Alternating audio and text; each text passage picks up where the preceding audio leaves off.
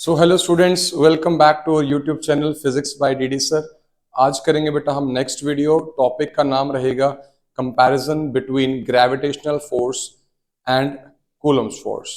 तो करते हैं start without wasting your time. तो हम बेटा आज डिफरेंस करने वाले हैं या कह सकते हैं कंपैरिजन करने वाले हैं ग्रेविटेशनल फोर्स और इलेक्ट्रिक फोर्स के बीच में। तो ग्रेविटेशनल फोर्स आपको सबको पता है, न्यूटन ने जो एक इंपॉर्टेंट लॉ दिया था, न्यूटन्स लॉ ऑफ ग्रेविटेशन, वहां से आता है। और दूसरी बात रहेगी इलेक्ट्रोस्टैटिक फोर्स की। तो सबसे पहले इनको समझने से पहले मैं आपको शॉर्ट में बताना चाहूंगा ग्रेविटेशनल फोर्स क्या होती है। तो न्यूटन ने एक लॉ दिया था जिसमें आपको बताया गया था कि अगर आपके पास दो ऑब्जेक्ट है, एक m1 है और दूसरी ऑब्जेक्ट बेटा m2 है, और मान लेते हैं इनके बीच का जो डिस्टेंस रहेगा, मान लो सेंटर टू सेंटर जो डिस्टेंस है इनके बीच का, सेंटर टू सेंटर डिस्टेंस, इसको मान लेते हैं हम d। तो न्यूटन ने कहा था कि in this universe every object attracts another object, कि इस यूनिवर्स में एक ऑब्जेक्ट हमेशा दूसरे ऑब्जेक्ट को हमेशा क्या करती है, अट्रैक्ट करती है, with a force that is directly proportional to product of their masses, and that gravitational force, that attractive force is inversely proportional to the square of the distance between them. और जब इन दोनों equations को उसने combine किया तो वहां पर उसने क्या किया, ये मैं एज इट इज लिख देता हूं, दोनों इक्वेशंस को कंबाइन करने के बाद, और प्रोपोर्शनैलिटी कांस्टेंट उसने दिया experimentally g m1 m2 by distance का स्क्वायर। तो ये था आपका न्यूटन्स लॉ ऑफ ग्रेविटेशन, जहां पर g का जो फॉर्मूला रहे, g की जो वैल्यू रहेगी 6.67 इंटू 10⁻⁻11 यूनिट रहेगी बेटा न्यूटन मीटर स्क्वायर पर केजी स्क्वायर। ठीक है बेटा, ये कैपिटल जी है। तो इस कैपिटल जी को यहां पर नाम दिया गया बेटा ग्रेविटेशनल कांस्टेंट। क्या नाम दिया गया? Gravitational constant. ठीक है बेटा, तो ये था आपका न्यूटन्स लॉ ऑफ ग्रेविटेशन। अगर बात करते हैं कूलम्स फोर्स की, कूलम्स फोर्स आप ऑलरेडी इस चैप्टर में पढ़ रहे हैं। मान लीजिए आपके पास 2 पॉइंट चार्जेस है, एक चार्ज क्या है Q1, और उससे कुछ डिस्टेंस d पर मान लीजिए आपके पास दूसरा चार्ज क्या है बेटा, Q2। तो यहां पर जो कूलम फोर्स कहती है कि जब दो charges, when two charges are placed at certain distance, तो यहां पर जो फोर्स लगती है उस फोर्स को हम नाम देते हैं कूलम फोर्स। अब ये यहां पर जो फोर्स लगती है वो अट्रैक्टिव भी हो सकती है और रिपल्सिव भी हो सकती है, depending upon the nature of charges. अगर दोनों चार्जेस पॉजिटिव हैं तो एक दूसरे को रिपेल करेंगे, अगर दोनों चार्जेस नेगेटिव हैं तो भी एक दूसरे को रिपेल करेंगे, क्योंकि similar charge always repels each other. लेकिन बेटा इनमें से अगर एक चार्ज पॉजिटिव है एक नेगेटिव है तो यहां पर जो फोर्स होगी वो अट्रैक्टिव होगी। यानी कि कूलम्स लॉ में जो फोर्स लगती है वो अट्रैक्टिव भी हो सकती है और वो रिपल्सिव भी हो सकती है, depending upon the nature of charges. अब बात करते हैं यहां पर जो लॉ आया था उसका फॉर्मूला क्या था। तो यहां पर बात करते हैं F is directly proportional to Q1 Q2, यानी कि इनके बीच में जो फोर्स ऑफ अट्रैक्शन या रिपल्शन है that is directly proportional to the product of the two charges. और इसी तरीके से ये भी इनवर्स स्क्वायर लॉ फॉलो करता है 1/d स्क्वायर, यानी कि force is inversely proportional to square of the distance between them. On combining equation number 1 and equation number 2, we obtain F directly proportional to Q1 Q2 by distance square. On keeping the value of constant of proportionality, it is kept as k। तो यहां पर k क्या है? Constant of proportionality, और ये रहेगा आपका Q1 as it is, Q2 as it is by distance d का स्क्वायर। जब इस k की बात करते हैं तो k आपका कांस्टेंट ऑफ प्रोपोर्शनैलिटी है, और k की वैल्यू एक्सपेरिमेंटली चेक की गई 1/4 pi epsilon not, 1/4 pi epsilon not. तो जब मैं k की वैल्यू पुट करूंगा 1/4 pi epsilon not Q1 Q2 bye distance का स्क्वायर, तो ये हमारे पास आता है कूलम्स लॉ का मेन एक्सप्रेशन। सिमिलरिटीज काफी हैं, इसमें हम डिस्कस करेंगे। और 1/4 पाई एप्सिलॉन नॉट की जो वैल्यू रहेगी बेटा वो आपको याद होनी चाहिए, जो कांस्टेंट की वैल्यू है वो रहेगी 9 इंटू 10⁻⁹ न्यूटन मीटर स्क्वायर पर कूलम स्क्वायर। और इस वर्ड को हम बोलते हैं एप्सिलॉन नॉट, जिसका मतलब होता है absolute permittivity of free space, absolute permittivity of free space, और जिसकी वैल्यू आपको लर्न होनी चाहिए बेटा वो रहेगी 8.854 इनटू 10⁻⁻12 न्यूटन। इसकी उल्टी हो जाएगी बेटा, सॉरी, ये हो जाएगी आपके पास कूलम स्क्वायर पर न्यूटन मीटर स्क्वायर। जो ये एसआई यूनिट है इसके एकदम ऑपोजिट है क्योंकि रेसिप्रोकल में। तो इतनी बात समझ में आई। तो हम बेसिकली डिफरेंस करने वाले हैं इस कूलम्स लॉ में जो चार्जेस के बीच में लगता है और इस ग्रेविटेशनल फोर्स की जो वैल्यू आती है F is equal to G m1 m2 by distance का स्क्वायर। इन दोनों में बेटा हम कंपैरिजन स्टडी करेंगे। अब कंपैरिजन स्टडी करेंगे तो बेटा उसका मतलब क्या है कि हम यहाँ पर जो दोनों में सिमिलैरिटीज हैं उसको भी डिस्कस करेंगे और जो इन दोनों में क्या है बेटा डिफरेंस है उनको भी क्या करेंगे हम स्टडी करेंगे। तो सबसे पहली बात करते हैं gravitational force. It is a force of an object due to its mass, यानी कि ये जो फोर्स है ग्रेविटेशनल फोर्स हमेशा किसके बीच में लगती है, दो मासेस के बीच में लगती है। अब इस साइड की बात करते हैं electrostatic force. It is a force of an object due to charge, यानी कि जो फोर्स लगती है बेटा ये किनके बीच में लगती है, हमेशा दो पॉइंट चार्जेस के बीच में लगती है। तो पहला पॉइंट आपको समझ आया होगा।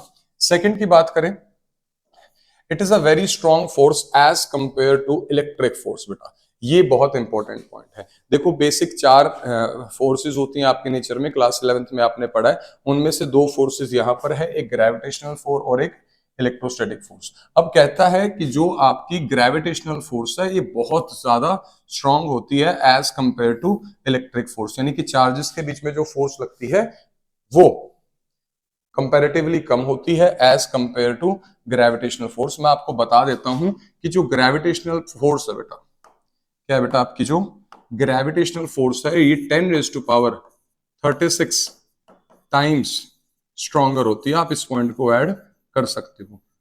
10⁻36 टाइम्स स्ट्रॉन्गर होती है as compare to Coulomb's force, as compare to Coulomb's force. समझ में आए? देखा आपको ये और बेहतर कैसे समझ में आएगा। मान लो दो इलेक्ट्रॉन है बेटा, ये एक इलेक्ट्रॉन है और ये एक इलेक्ट्रॉन है। अब ये देखो दोनों के पास मास है, यानी कि इनके बीच में हम ग्रेविटेशनल फोर्स भी कैलकुलेट कर सकते हैं और ये दोनों चार्जेस हैं तो हम यहाँ पर कूलम्स लॉ भी अप्लाई कर सकते हैं।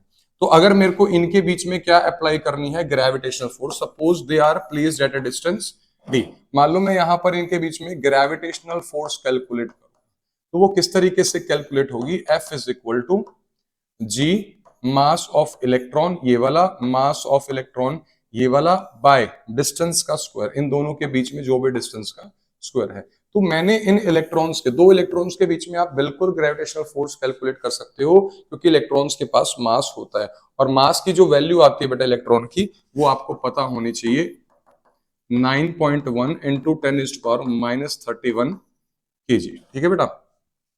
और अगर मैं इनके बीच में कूलम्स फोर्स निकालता हूं तो वो आएगी 1/4πε0 Q1 multiplied by Q2 bye distance का स्क्वायर।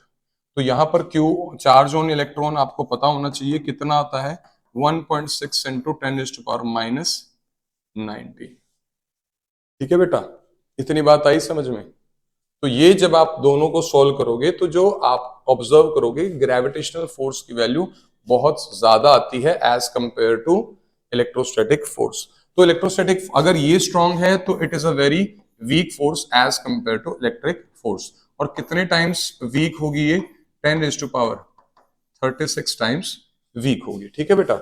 अब बात करते हैं नेक्स्ट पॉइंट की, इट इज ओनली अट्रैक्टिव, यानी कि ऑब्जेक्ट्स के बीच में जो बेटा फोर्स लगती है, दो ऑब्जेक्ट्स हैं आपके पास, मास 1 है और मास 2 है, इनके बीच में जो ग्रेविटेशनल फोर्स लगती है बेटा वो हमेशा कैसी फोर्स होती है, फोर्स ऑफ अट्रैक्शन होता है। यहां पर आप कभी भी फोर्स ऑफ रिपल्शन एक्सपीरियंस नहीं कर सकते क्योंकि स्टेटमेंट में ही यही है, न्यूटन्स लॉ ऑफ ग्रेविटेशन का जो स्टेटमेंट है उसमें क्लियरली बोला है, in this universe every object attracts another object with a force that is directly proportional to m1 m2 and inversely to the square of the distance। तो यहां पर जो हमेशा फोर्स होती है ऑलवेज ओनली, या फिर कौन सी फोर्स होती है, ओनली अट्रैक्टिव फोर्स, यहां पर कभी भी रिपल्सिव नहीं हो सकती।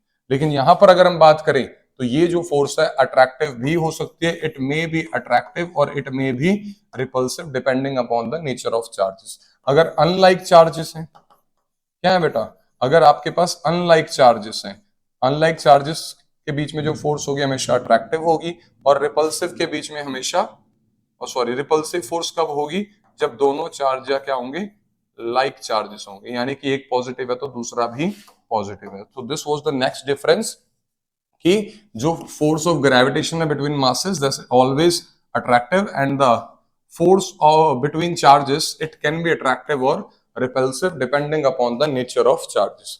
नेक्स्ट बेटा, ये जो आपकी फोर्स ऑफ ग्रेविटेशन है it does not depend upon medium in which the objects are placed.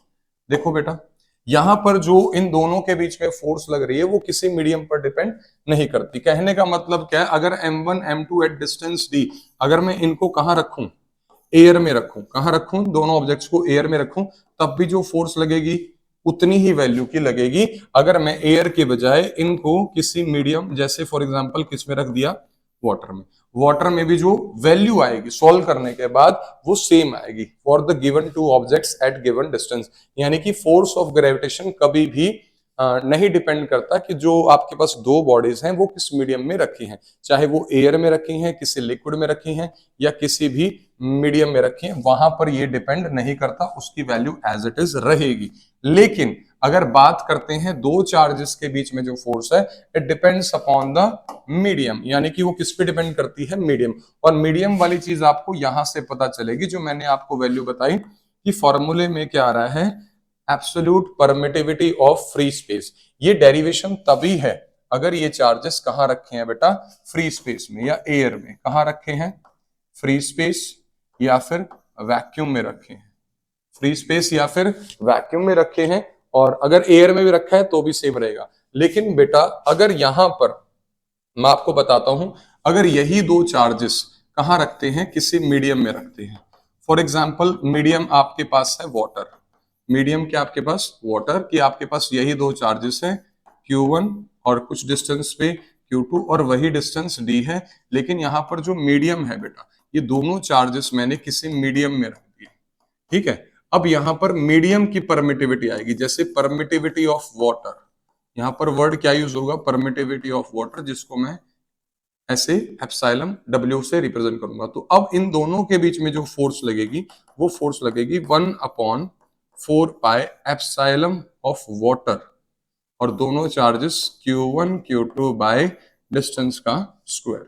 समझ में आई बात? तो ये आपके पास जो वैल्यू आएगी वो बिल्कुल अलग आएगी, यहाँ पर जो वैल्यू आएगी, और फ्री स्पेस में जो force between those two charges आएंगी, यहाँ पर वैल्यू अलग आएगी और फ्री स्पेस में वैल्यू अलग आएगी। लेकिन ग्रेविटेशनल फोर्स में ऐसा नहीं होता। इतनी बात समझ आई। दूसरी बात आपको यहाँ पर ये याद रखनी है कि जब आप कभी दो चार्जेस को फ्री स्पेस या वैक्यूम की बजाय किसी मीडियम में रखते हो, तो हमेशा जो उनके बीच में फोर्स लग रही थी अब वो पहले से कम लगेगी। और कितने टाइम्स कम लगेगी, के टाइम्स कम लगेगी। कितने टाइम्स कम लगेगी, के टाइम्स कम लगेगी। फॉर एग्जांपल आपके पास क्वेश्चन भी आता है कि आपके पास दो चार्जेस हैं, आपके पास दो चार्जेस हैं और वो एट अ पर्टिकुलर डिस्टेंस में, मान लो उनके बीच में फोर्स कितनी लग रही है, 20 न्यूटन। फॉर एग्जांपल ले लिया, कितना, 20 न्यूटन। अब इन दो चार्जेस को जब हमने फ्री स्पेस में रखा या वैक्यूम में रख रहा, तो वो क्वेश्चन कह रहा है कि जो फोर्स लग रही है उनके बीच में, सपोज कितनी है, 20 न्यूटन। कह रहा है अगर इन्हीं दो चार्जेस को उतने ही डिस्टेंस में मैंने किसी मीडियम में रख दिया, मैंने किसी मीडियम में रख दिया बेटा, जिसका डाई इलेक्ट्रिक कॉन्स्टेंट, जिसका डाई इलेक्ट्रिक कॉन्स्टेंट यानी कि के की वैल्यू उसने बोल दी 4, के की वैल्यू क्या बोल दी, 4। तो बताओ क्या फोर्स में चेंज आएगा? तो पहली बात देखो, आप दो चार्जेस की बात हो रही है, दो ऑब्जेक्ट्स की या मासेस की बात नहीं हो रही। दो चार्जेस के बीच में जो फोर्स लगता है, कूलम फोर्स, वो बिल्कुल डिपेंड करता है कि कौन से मीडियम में रखा है। तो यहां पर जो मीडियम रखा है उसका डाइलेक्ट्रिक कांस्टेंट कितना है बेटा, 4 है।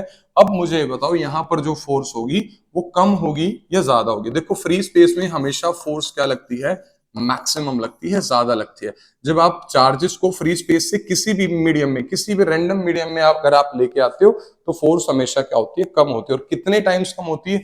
जो भी उस मीडियम का डाइलेक्ट्रिक कांस्टेंट होता है। फॉर एग्जांपल यहाँ पर फोर्स 20 लग रही थी, तो अब इस मीडियम में यहाँ पर फ्री स्पेस था, वैक्यूम था, तो 20 थी, अब फ्री आपकी फोर्स लगेगी मीडियम में कितने टाइम्स कम हो जाएगी, 4 टाइम्स, तो 20/4।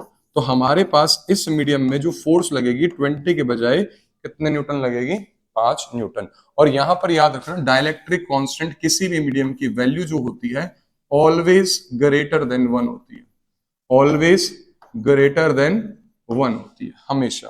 तो ये पॉइंट आपको बेहतर समझ में आया होगा कि ग्रेविटेशनल फोर्स जो दो ऑब्जेक्ट्स के बीच में लगता है बेटा वो कभी भी मीडियम पर डिपेंड नहीं करता, लेकिन अगर आपके पास दो चार्जेस के बीच में कूलम फोर्स है वो बिल्कुल मीडियम पर डिपेंड करती है। नेक्स्ट पॉइंट बहुत बेसिक है, its constant is G and its constant is, कि ये आपको बता दिया कि यहां पर क्या लगता है ग्रेविटेशनल कांस्टेंट जिसकी वैल्यू आपको पता होनी चाहिए 6.67 इंटू 10⁻⁻11 न्यूटन मीटर स्क्वायर पर केजी स्क्वायर। तो यहां पर यूज होता है ग्रेविटेशनल कांस्टेंट और यहां पर यूज होता है के, और आप यहां पर बेटा कैपिटल के यूज नहीं करोगे, यहां पर आप स्मॉल के यूज करोगे जब कांस्टेंट को लगाने। डाइलेक्ट्रिक कांस्टेंट के लिए आप क्या यूज करोगे, डाइलेक्ट्रिक कांस्टेंट के आप कैपिटल के यूज करोगे, लेकिन अगर आप बात कर रहे हो, अगर आप बात कर रहे हो किसकी, कांस्टेंट ऑफ प्रोपोर्शनैलिटी की, जो स्टार्टिंग में हम लगाते हैं उसको हमेशा छोटे के से डिनोट करते हैं। तो कहता है के की वैल्यू, जो अब आपको वैल्यू पता होनी चाहिए, के की वैल्यू कितनी होगी बेटा, के की वैल्यू कितनी होगी 9 इंटू 10⁻⁹ न्यूटन मीटर स्क्वायर पर कूलम स्क्वायर। तो सिंपल सा ही डिफरेंस है। इट ऑरिजिनेट्स फ्रॉम मास, यानी कि ये जो चीजें हैं ये मास से रिलेटेड हैं, और इट ऑरिजिनेट्स फ्रॉम चार्जेस। यहां पर जो हम बात करेंगे किसकी करेंगे, चार्जेस की।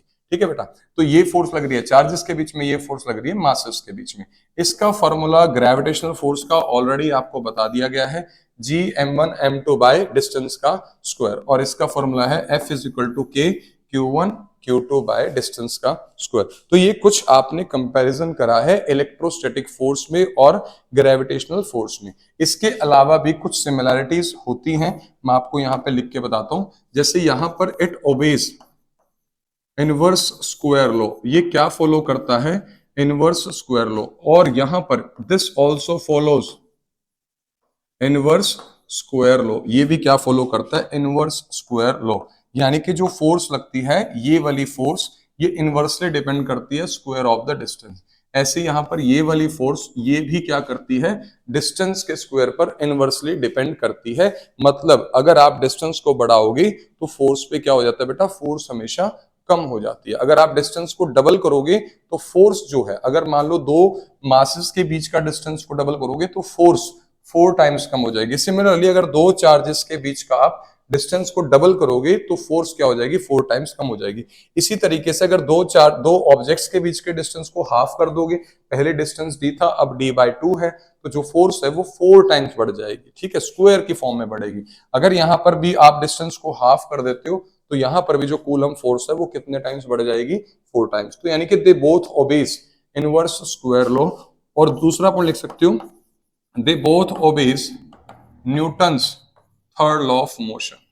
यानी कि ये भी न्यूटन्स का थर्ड लॉ ओबे करता है और ये भी न्यूटन्स का थर्ड लॉ ओबे करता है। थर्ड लॉ क्या कहता है, the forces are always equal and opposite. मतलब आपके पास दो ऑब्जेक्ट्स हैं, एक मास m1 है एक मास m2 है। लेट सपोज सपोज कि इन दोनों के बीच का डिस्टेंस d है, तो ये उसके ऊपर फोर्स लगाएगा इस तरफ और ये इसके ऊपर फोर्स लगाएगा इस तरफ। मान लो ये फर्स्ट बॉडी है, ये सेकंड बॉडी है। ठीक है, अब दो बॉडीज हैं, अब यहां पर बात हो रही है ग्रेविटेशनल फोर्स की। किसकी हो रही है, तो यहां पर जो फोर्स लगेगी बेटा हमेशा अट्रैक्टिव फोर्स लगेगी, सॉरी, तो ये इस तरफ अट्रैक्ट होगा और ये इस तरफ अट्रैक्ट होगा। ये फर्स्ट बॉडी है और ये सेकंड बॉडी है। इसके ऊपर जो फोर्स लग रही है इसको हम नाम देंगे F12, इसके ऊपर जो फोर्स लग रही है इसका नाम देंगे F21। देखो बेटा F12 का मतलब क्या होता है, F12 का मतलब होता है force acting on first body due to second, और F21 का मतलब force acting on second body due to first body. तो ये फोर्सेस हमेशा क्या होती हैं, ऑलवेज इक्वल एंड ऑपोजिट। तो इसी को बोलते हैं forces are always equal and opposite, यानी कि Newton's third law of motion को ये दोनों ही लॉज क्या करते हैं, ओबे करते हैं।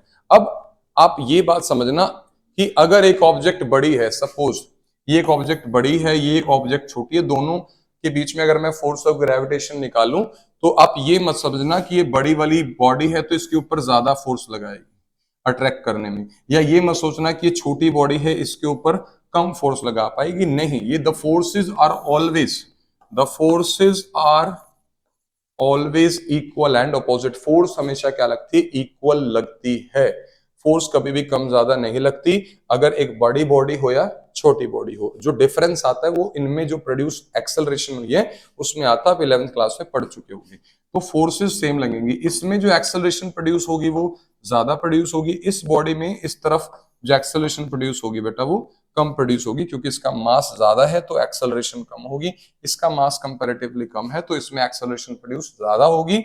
लेकिन जो दोनों के बीच में फोर्स लगेगी वो हमेशा इक्वल एंड अपोजिट। यही चीज यहां पर वैलिड है कि इट ऑलवेज न्यूटन्स का थर्ड लॉ ऑफ मोशन यहां पर भी फॉलो अप होता है कि अगर आपके पास दो चार्जेस हैं Q1 और Q2, उनके बीच में मान लीजिए बेटा कुछ डिस्टेंस है डिस्टेंस d है, तो जितनी फोर्स Q1 Q2 पे लगाएगा उतनी ही फोर्स Q2 Q1 पर लगाएगा, और डायरेक्शन हमेशा क्या आएगी? ऑपोजिट। देखो यहाँ पर ये दोनों डायरेक्शन क्या है? ऑपोजिट।